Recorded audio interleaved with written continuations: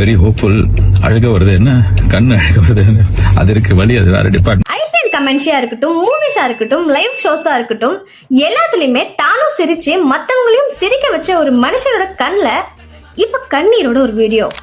Actor Surya அவர்களோட நடிப்புலயும் ஆஜய் பாலாஜியோட டைரக்ஷன்லயும் கருப்பு movie release ஆக இருந்துச்சு.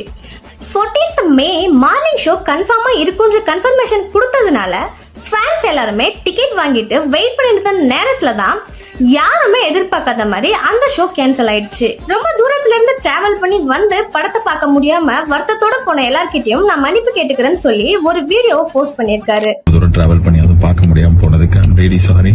நான் இதை எதிர்பார்க்கல. இன்னைக்கு கருப்பு மூவி ரிலீஸ் ஆகிடுச்சு.